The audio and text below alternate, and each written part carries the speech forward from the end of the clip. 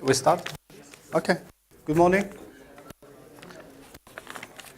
So today we'll be talking about the different method of analysis as per the Indian standard codes and Eurocode.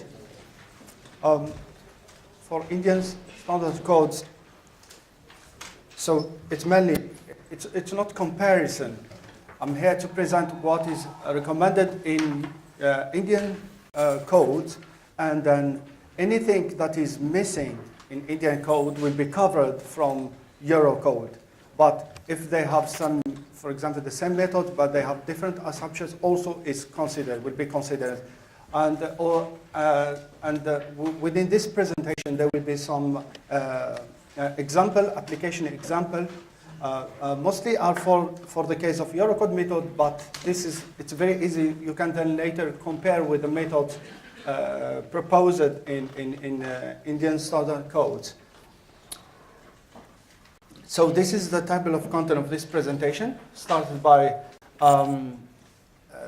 defining the dynamic characteristics for both codes.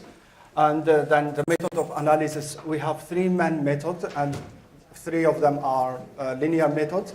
But just to let you know that in your code also propose the using of non-linear method for the case of very complex structures that are highly dominated by other modes or are highly irregular. Then about a component of seismic action to be applied in order to consider the different components of the earthquakes, the three components.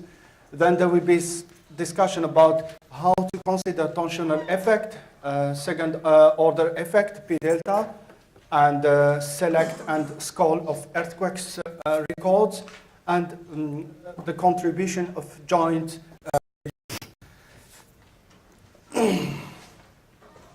So starting for dynamic characteristics, seismic mass, for both. This is Indian. It says that for seismic mass, you have to, it's combination between a dead load plus the imposed loads to be considered for the dynamic analysis of your system in order to calculate the seismic actions. And then there is this table which shows the parameters for the imposed load. In Eurocode also propose this. So you have first to calculate all this at each story level. And then here you are preparing your model for the seismic actions for the analysis. And this is for the Eurocode. You have seen that for the table proposed in India, it's very simple. It's just two values. It shows these values for one is 25% of load is considered as 25, which means that you take the DL, which is dead load plus 25 of imposed load.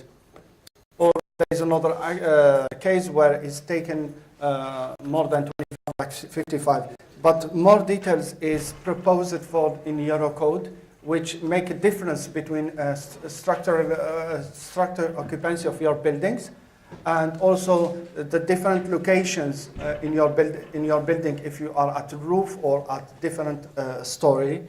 And then you do this combination, and then you have your seismic mass. Okay.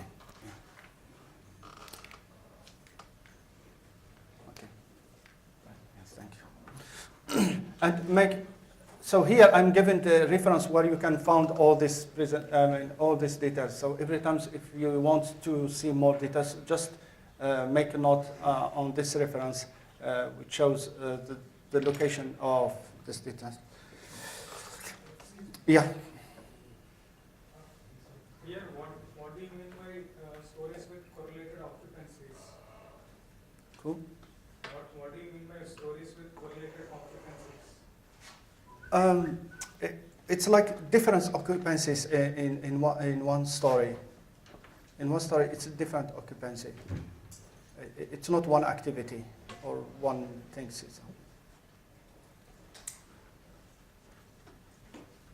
What about interdependently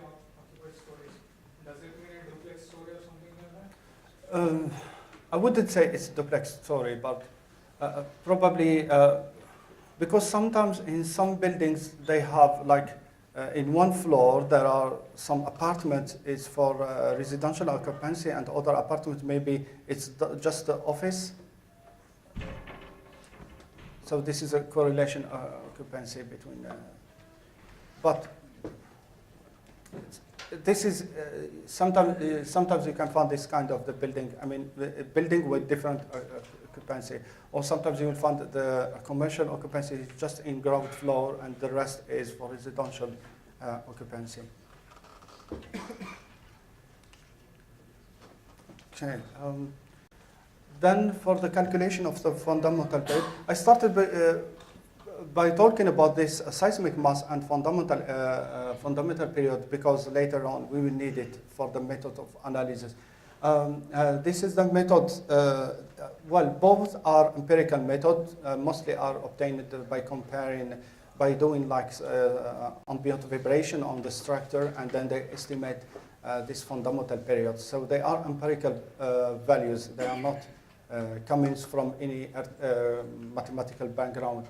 So there are two main expressions that for which you can use them in order to calculate the fundamental period of your building. Again, this is only for the fundamental period. They are not available. I mean, they are not applicable for the rest of period for your structures. So this is first one. It makes a difference between structure typologies, between reinforced frames or steel frames, and then you have for the rest for other type of buildings. There is another empirical, which is related, as you can see, the period in general is related always by total height of your structures. So this is by Indian codes, and you will see that this expression is not. It's always similar. It's almost similar with the one proposed in Eurocode, which is this one. It's similar, just the city is here. You will find for reinforced concrete, for moment-resistant concrete frame is the same. But here it makes more, it shows more difference between the buildings in order to calculate the fundamental period. Actually, there is one more difference, for example, a difference here. For example, in Eurocode, it specifically says that this is applicable only for buildings less than 40 meters in height, whereas in Indian code it doesn't make any restriction Yeah. on the height of the building for using this formula. Yes. Well, I presented here because later we will talk about lateral load, lateral force method, which is applicable only for low-rise building, means less than 40 meters. Okay, so this is in general, and here is mentioned. If you see. It's mentioned here. Height is 14 meters. What? Any question? Okay.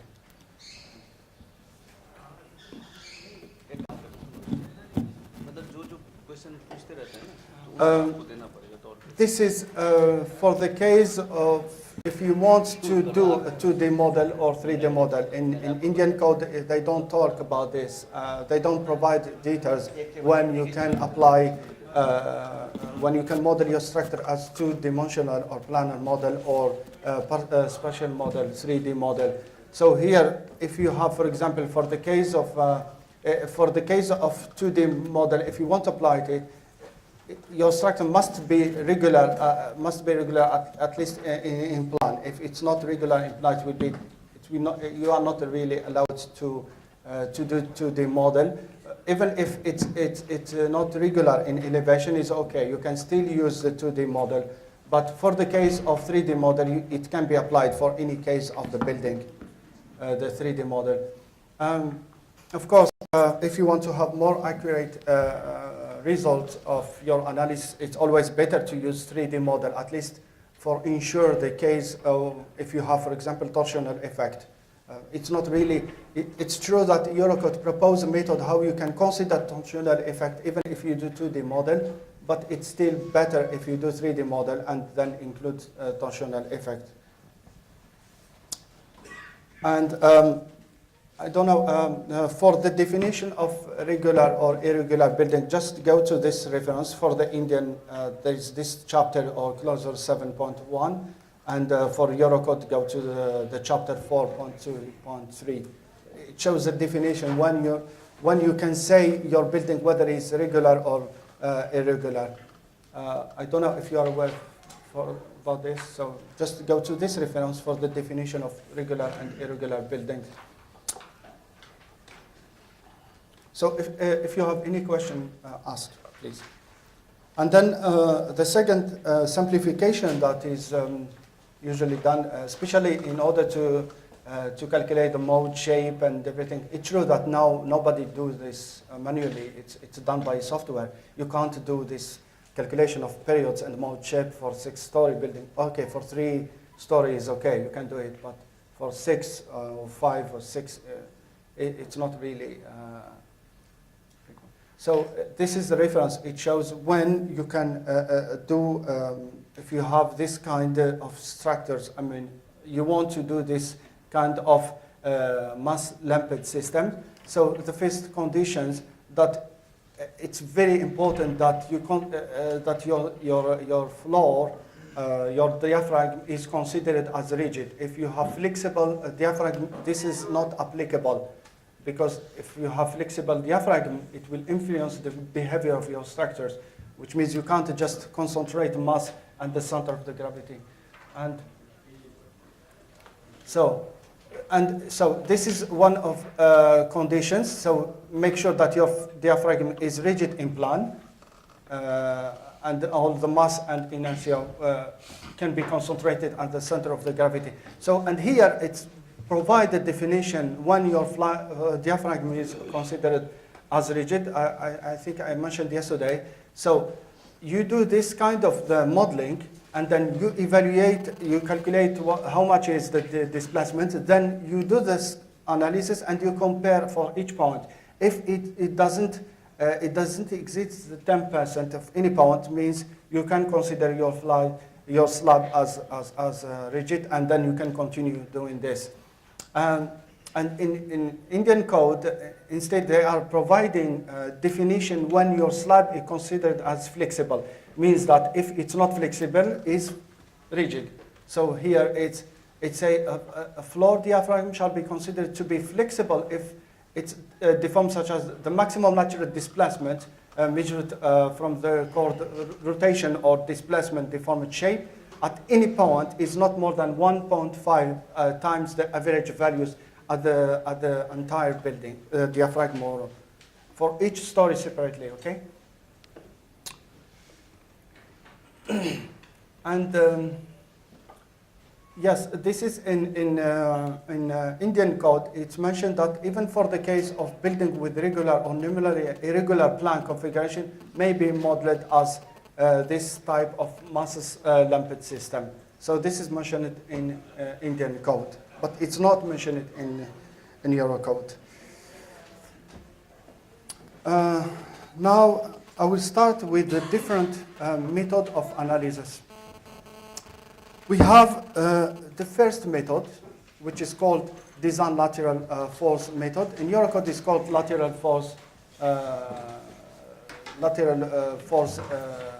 seismic force. And then we have the second one is response spectrum method and linear time history method. So the first method, it's applicable, as it's clearly mentioned in Eurocode, is in most of the cases applicable only for low-rise building. Low-rise building that is highly dominated by first mode of vibrations. So if you have